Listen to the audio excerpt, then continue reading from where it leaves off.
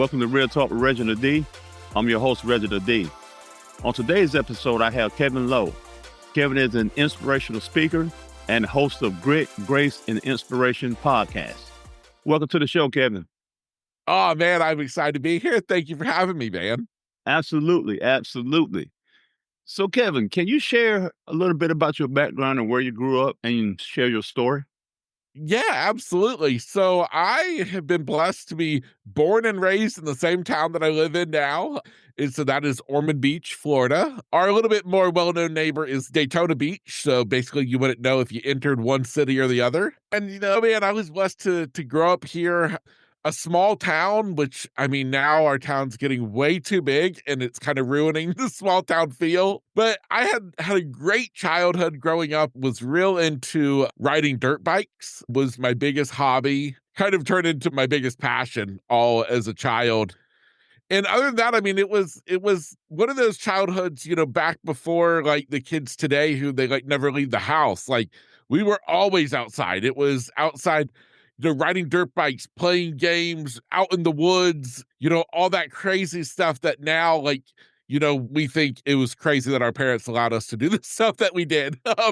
And childhood was great. And then, coming up to my teenage years, kind of two big moments that I would say kind of encompass my teenage years. And the first was turning 16. That's always a pretty big year for most teenagers. And for me, it was huge. I got literally my dream truck. So I had grown up always hearing the stories about the truck that my dad got for his 16th birthday.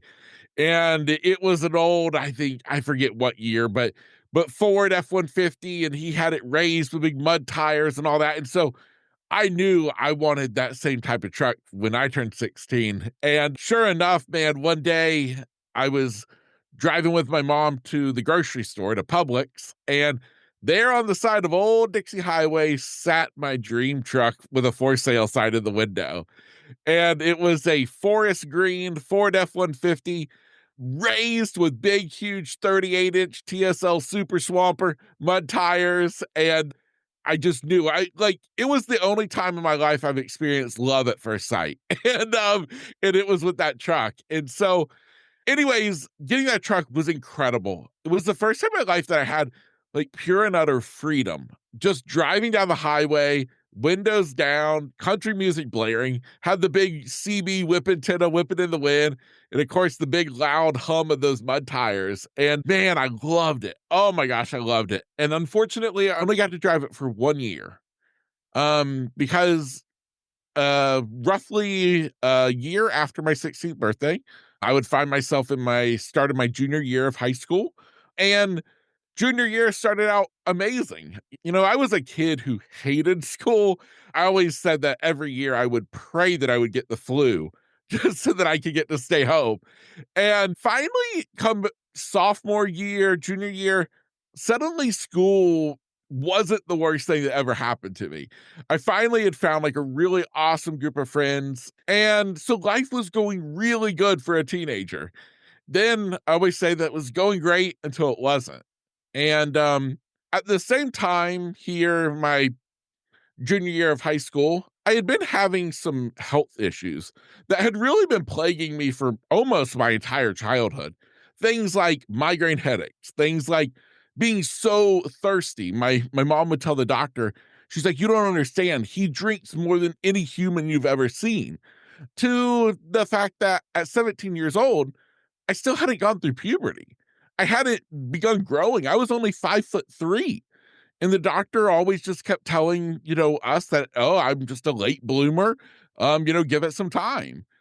And so finally it took my mom and my grandmother, my Nana, both of them finally kind of said enough is enough. And they got me into a different doctor.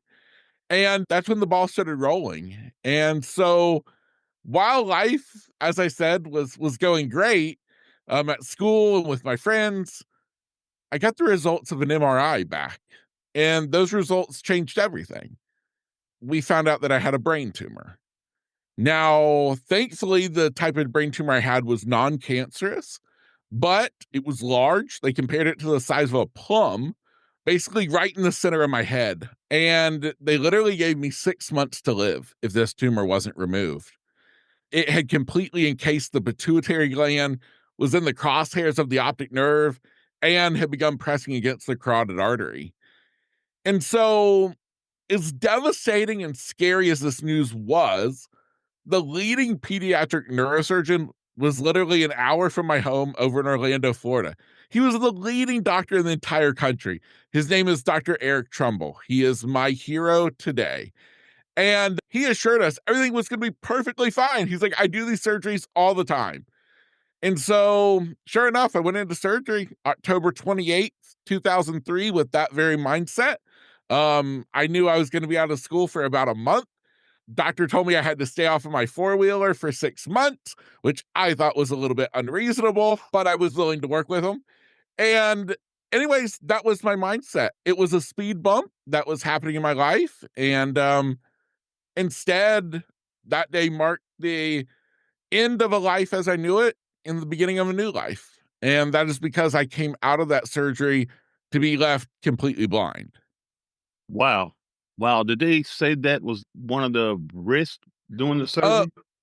yeah. So when we met with the doctor the first time and we went over the surgery that we were going to have, and the type of surgery, the tumor was so large that they were literally going to have to cut my skull basically and kind of like remove the front quadrant of my skull and kind of lift up the brain and get to this tumor. And so there were all kind of crazy risks involved, but ironically, looking back now, it's very ironic because the one that stood out the most to me was the very last thing the doctor said.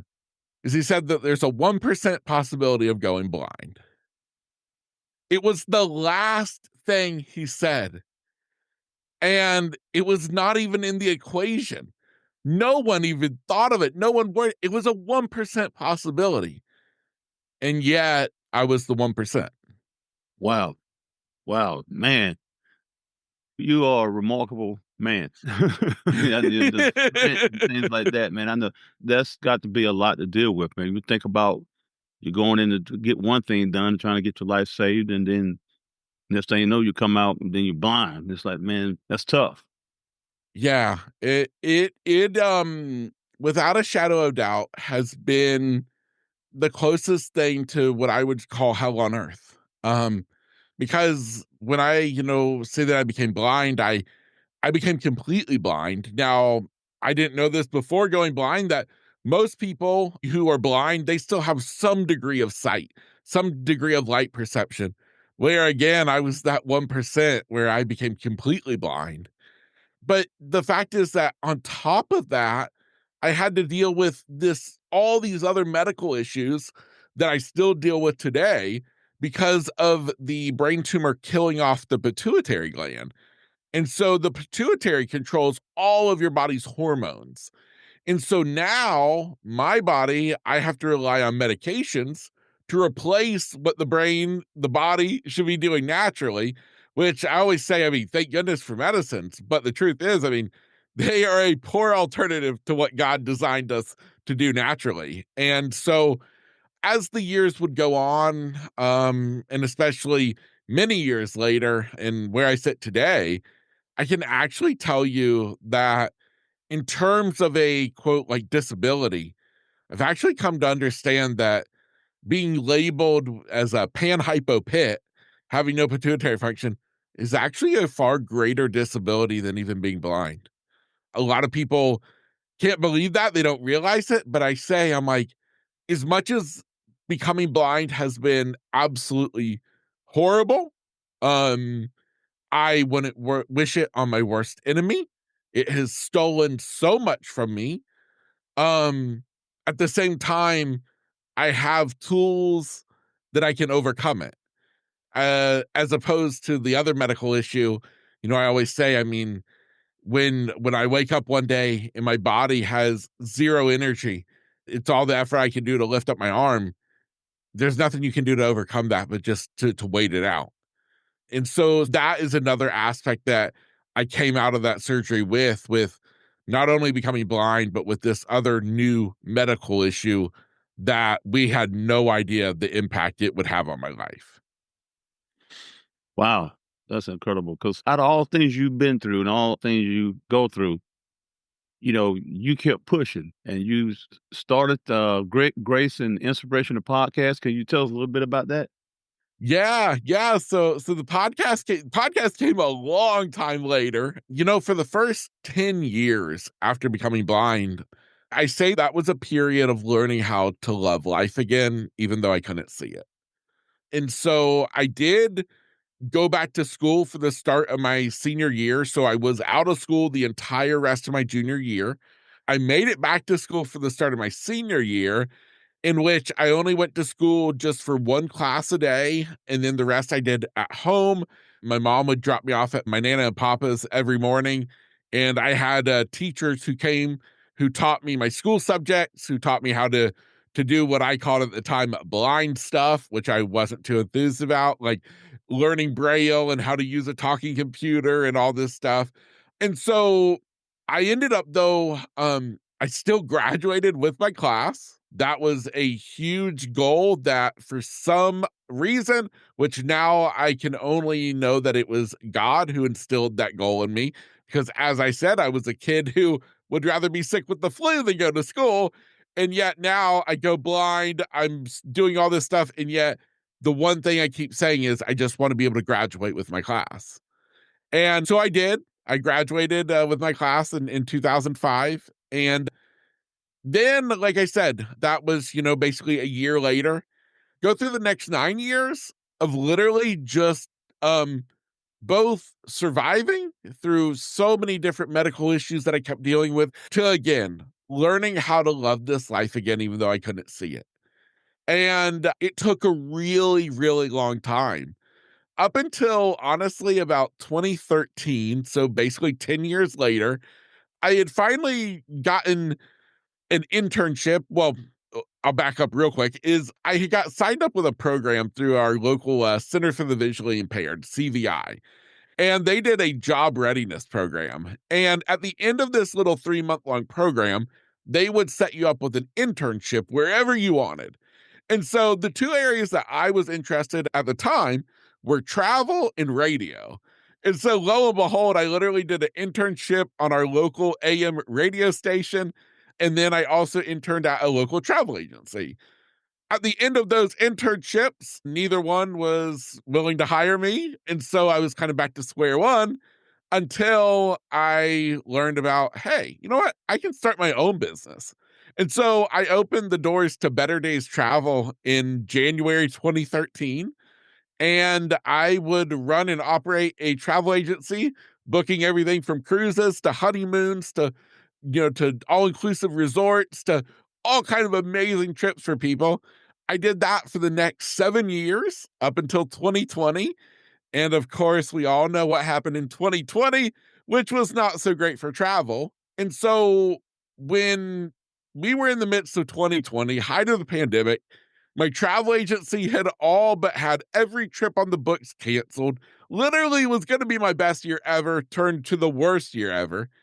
And we're sitting at home in quarantine, and I decide to start a YouTube channel, something I'd been thinking about for a long time. And so I got excited. This is my opportunity.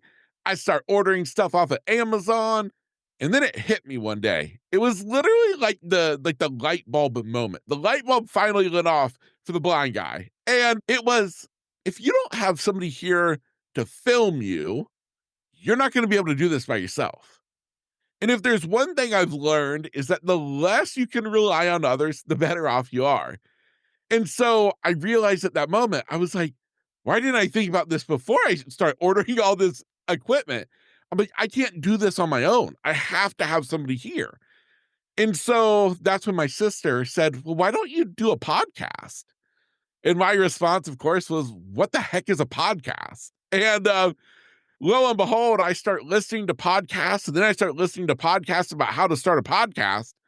And I'm like, oh my gosh, I found my jam. I'm like, the world of audio. I'm like, God designed me for podcasting, the world of audio. And so I dove in head first, and the podcast, if you go all the way back to episode 1, which I would encourage you not to do because it sounds terrible, it was actually called, at the time, it was The Lowdown on Life and Travel.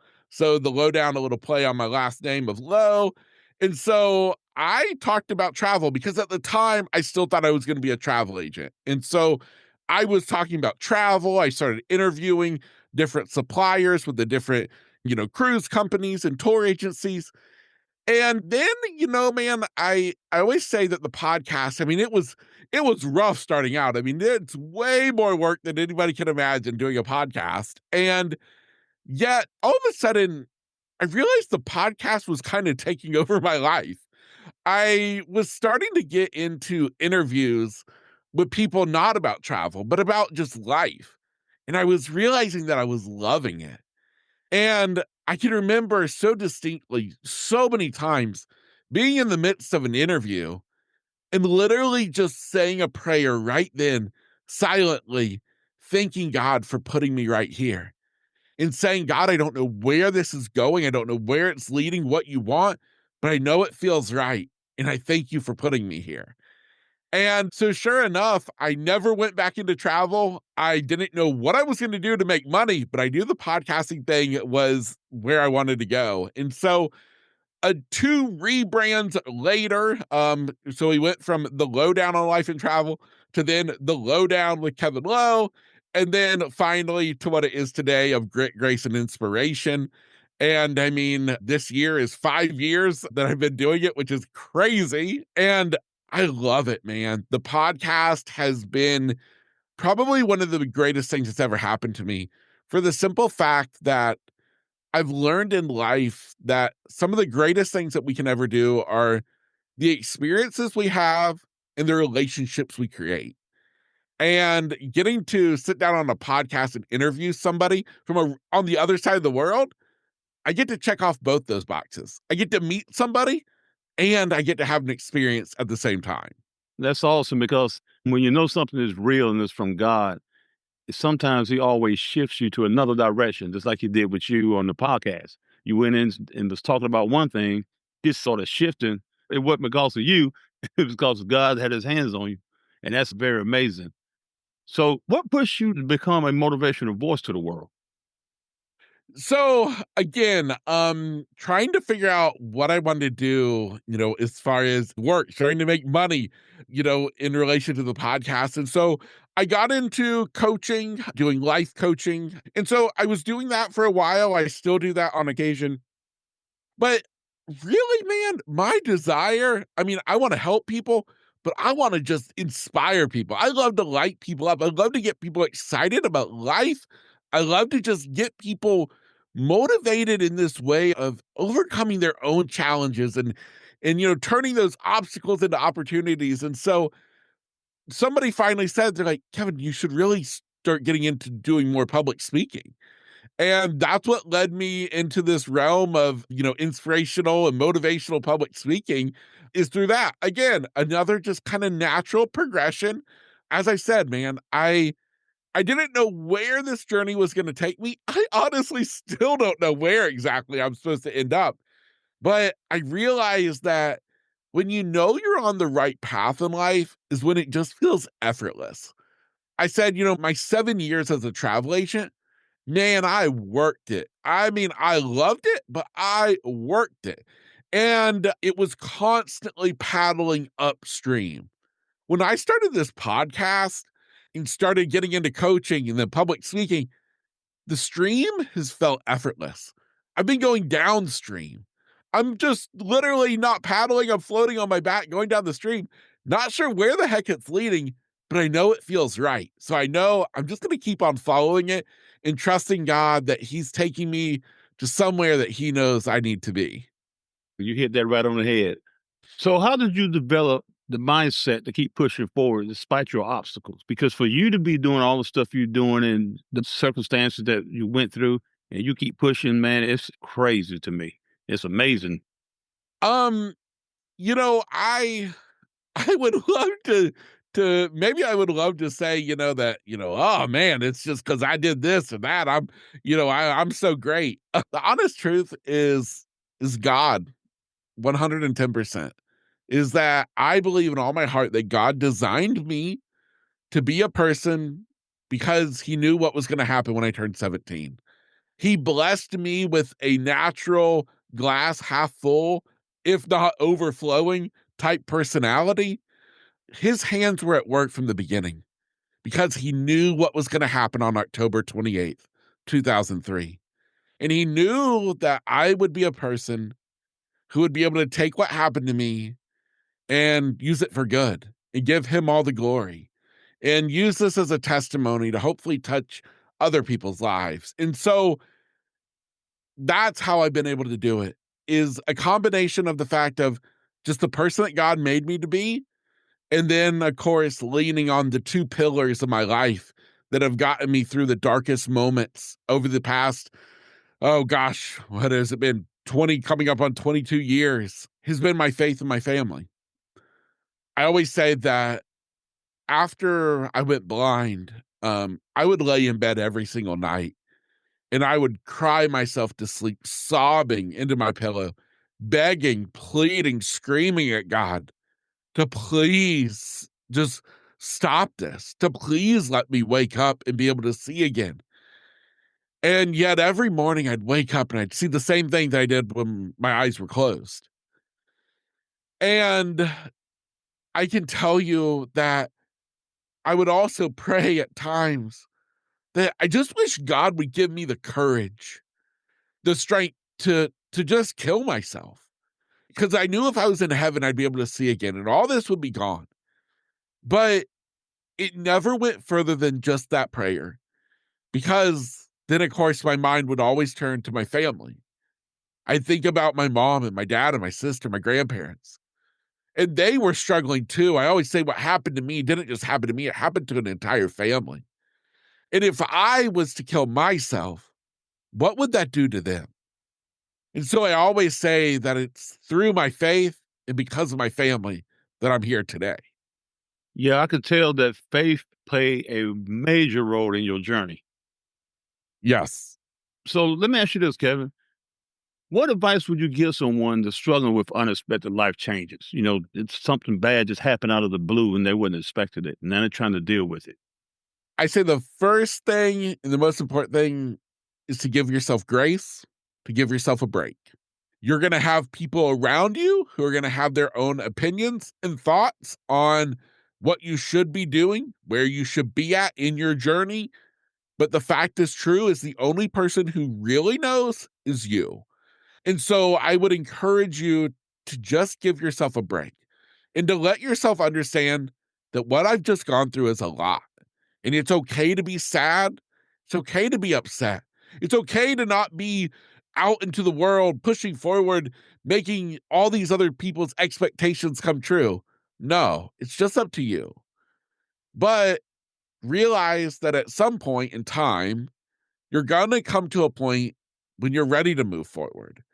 And so, depending upon, of course, what the obstacle is don't hesitate to reach out to get help. And sometimes, honestly, the best help you can get is just from the people you're closest with. I mean, yeah, the experts, they're great. They help.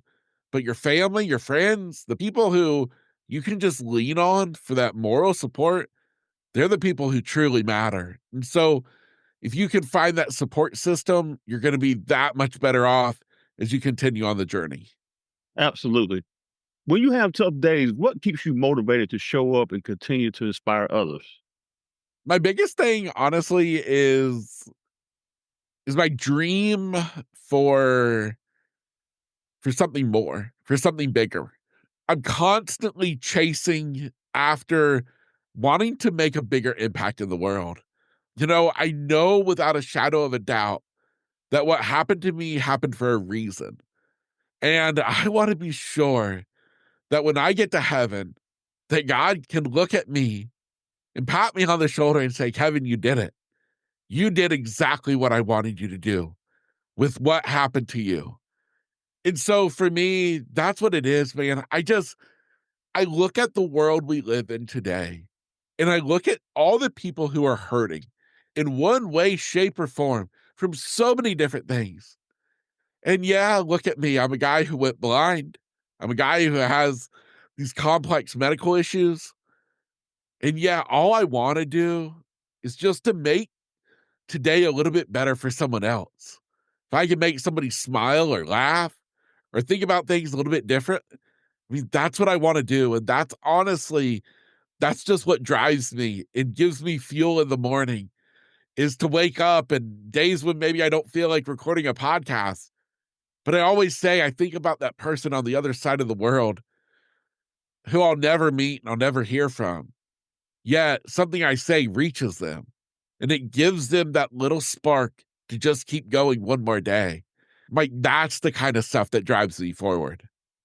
Yeah, you and I have a lot in common because at the end of the day, out of all the stuff we do and how we try to inspire people, when it's all said and done, we just want to hear God say, "Well done, my good and faithful servant." Yes. Yes. At the end of the day, that's the Yeah. mission. Yes.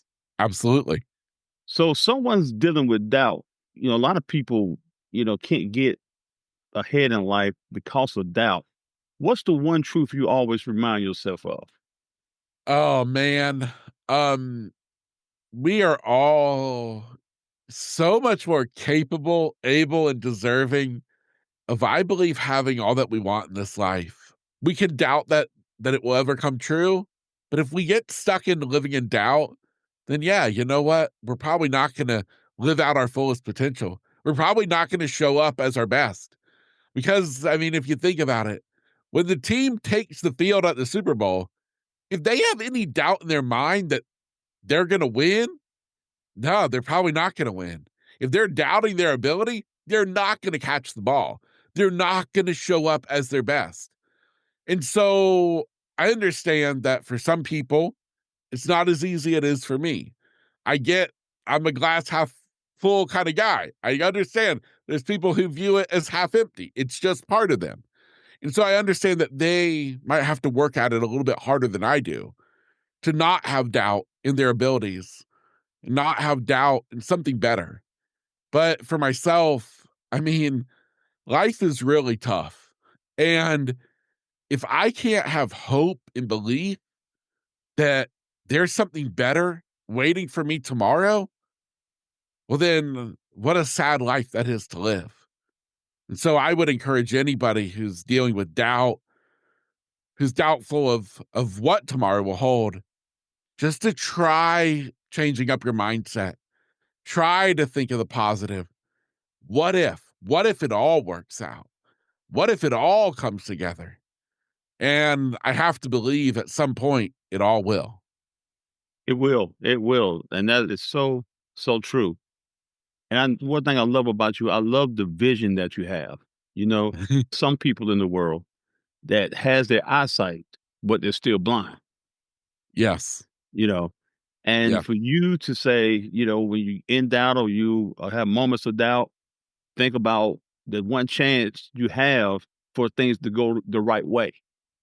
Yes. Just think about there is a chance that this thing can work. But you just got to have faith and believe in yourself and believe in God too. Absolutely. Absolutely. So what's next for Kevin Lowe? You got any upcoming projects or goals you're excited about? Oh man, my biggest goal right now is honestly to start getting on more stages. I've been working with an awesome coach helping me with my speaking business, and so that is my biggest goal right now is obviously podcast continues pumping out episodes. I just love that way too much to ever think about stopping. But yeah, the biggest goal right now for me is to grow that inspirational speaking business, getting on more stages, impacting more lives. And honestly, I mean, just getting to live out this life. I every year it's January, we all have big visions and hopes and yeah, I'll be the first to tell you, a lot of times come December 31st, yeah, the year didn't go as glorious and amazing as had thought and planned and hoped.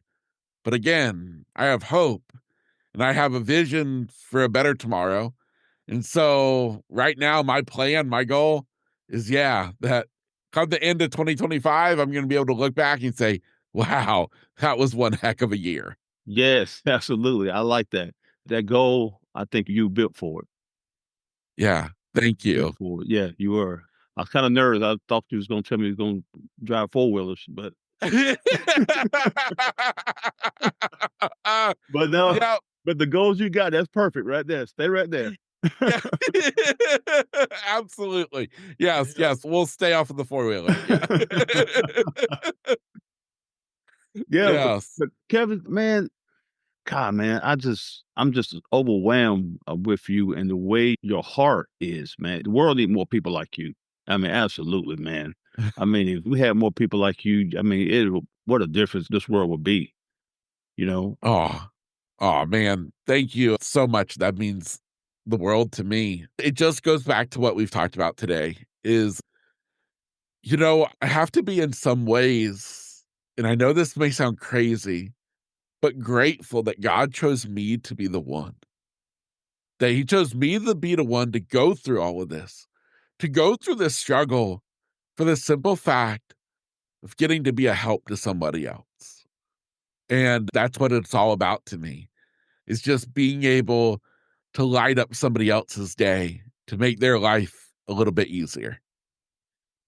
Yes, absolutely. Absolutely. And I need to ask you this question because I feel God pulling me on this one. If someone is feeling stuck or unmotivated today, what's one action step that they can take right now to shift their mindset? Oh, wow. I think the biggest thing is you have to have a bigger vision for what you want out of life. Don't think little, don't put any limitations on it, but you have to have something big in your mind that gives you a reason to keep going.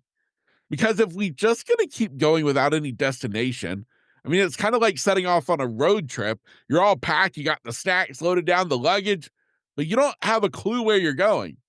Where are you gonna go? Probably nowhere. You're gonna go in circles. Well, I can't help but feel like it's the same thing in life. For myself, I mean, I have a vision. I have a vision of me on stages. I have a vision of me, in a snowy cabin up in the mountains of Colorado.